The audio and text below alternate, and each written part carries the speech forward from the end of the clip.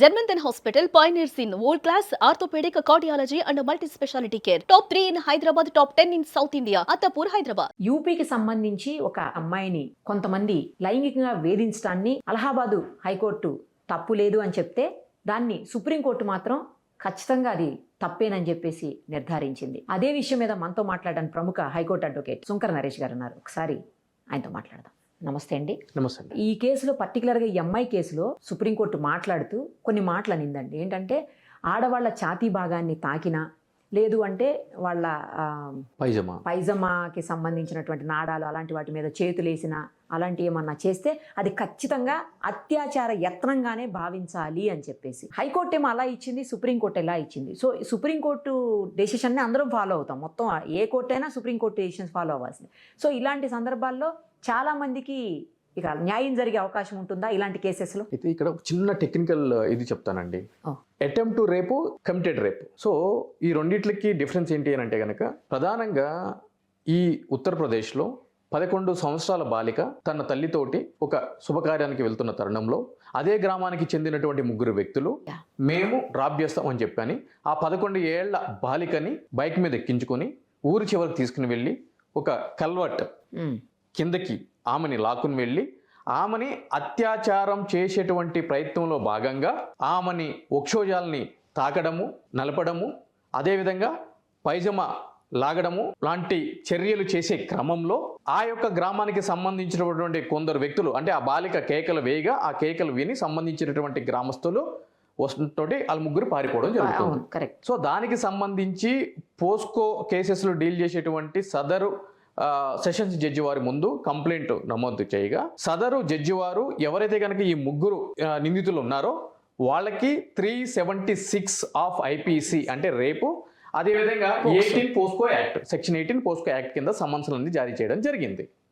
అయితే సదరు POSCO court ఇచ్చినటువంటి సమ్మన్స్ని, ప్రొసీడింగ్స్ని ఈ నిందితులు అలహాబాద్ హైకోర్టులో ఛాలెంజ్ చేయడం జరిగింది. సో చేసినప్పుడు హైకోర్టు వారు తీసుకున్నటువంటి వ్యూ ఏంటి అని అంటే కనుక అక్కడ రేపు జరగలేదు, రేపు చేయడానికి ప్రయత్నించారు కాబట్టి సెక్షన్ 376 అనేది అప్లికబుల్ కాదు, సెక్షన్ 354B అప్లికబుల్ అవుతుంది. అదేవిధంగా section 18 of the POCSO act applicable కాదు, section 9, 10 of the POCSO act applicable అవుతుంది. ఎందుకంటే అక్కడ అత్యాచారం జరగలేదు, అత్యాచారం చేయడానికి ప్రయత్నించారు, అటెంప్ట్ కమిట్, స్లైట్ డిఫరెన్స్ అని చెప్పని సదరు సెక్షన్స్ ని మోడిఫై చేస్తూ తీర్పునివ్వడం జరిగింది. ఈ సదరు తీర్పుని సుమోటోగా కాగ్నిజెన్స్ తీసుకోవడం జరిగింది చీఫ్ జస్టిస్ ఆఫ్ ఇండియా వారి ఆధ్వర్యంలో 3 జడ్జిలు త్రిసభ్య ధర్మాసనం తీసుకుని ఏదైతే గనక ఇక్కడ అలహాబాద్ హైకోర్టు వారు ఇచ్చిన తీర్పు ఏదైతే ఉందో ఆ తీర్పుని రద్దు చేస్తూ చాలా సీరియస్గా దీని మీద స్పందించడం జరిగింది సుప్రీంకోర్టు వారు. అది ఏంటి అని అంటే కనుక 376కి సంబంధించి సెక్షన్ 18 ఆఫ్ ది పోస్కో యాక్ట్కి సంబంధించి అత్యాచారం పెనిట్రేషన్ జరగాల్సిన అవసరం లేదు, పైజమా లాగినా కూడా, వక్షోజాలను తాకినా కూడా, రబ్ చేసినా కూడా అవన్నీ కూడా అత్యాచారం జరిగినట్టే, ఆ సెక్షన్స్ కిందగా ఇవి కూడా ఆ డెఫినేషన్లు ఇవి వస్తాయి అని చెప్పని క్లియర్గా ఒక తీర్పునివ్వడం జరిగింది. ఆ తీర్పుని ఇవ్వడమే కాకుండా ఈ కింద ఉన్నటువంటి జడ్జెస్ ఎవరైతే ఉన్నారో వాళ్ళకి ఈ ఆడవాళ్ళ మీద జరిగేటువంటి ఏవైతే కనుక అత్యాచారటువంటి సంఘటనలు ఉన్నాయో ఆ కేసెస్ కాగ్నిజెన్స్ విషయంలో వాళ్ళకి ఒక ప్రాపర్ ఎస్ఓపి రూపొందించండి అని చెప్పని భోపాల్లోని నేషనల్ జ్యుడిషియల్ అకాడమీకి కూడా ఉత్తర్వులు ఇవ్వడం జరిగింది. ఎందుకు అని అంటే కనుక గతంలో కూడా అంటే ఒక ప్రాపర్ అవగాహన లేకపోవడం చేత చట్టం మీద కానీ, అదేవిధంగా జరిగినటువంటి ఆ యొక్క కంప్లైంట్స్ యొక్క కంటెంట్ మీద కానీ, దానికి అప్లికబుల్ అవుతున్న సెక్షన్స్ మీద కానీ, ఇచ్చే తీర్పుల మీద కానీ ఒక proper SOP, standard operate procedure ready చేయండి అని చెప్పని కూడా ఆదేశాలు అనేది ఇవ్వడం జరిగిందండి. సో ఇది చూసుకున్నట్లయితే కనుక జనరల్గా ఏం జరుగుతుంది అని అంటే కనుక ఎస్ఎల్పి క్రిమినల్ అనేది అంటే ఒక హైకోర్టు ఇచ్చిన ఉత్తర్వుల మీద సుప్రీంకోర్టుకి వెళ్లాల్సినప్పుడు ఎవరైతే కనుక బాధింపబడినటువంటి వ్యక్తులు ఉంటారో వాళ్ళు సుప్రీంకోర్టుకి వెళ్ళాలి. అంటే ఈ కేసులో తీసుకుంటే కనుక స్టేట్ గవర్నమెంట్ వెళ్లాల్సినటువంటి పరిస్థితి వస్తుంది. ఎందుకంటే ఇది ప్రాసిక్యూషన్ కేసు అని చెప్పని అంటారు.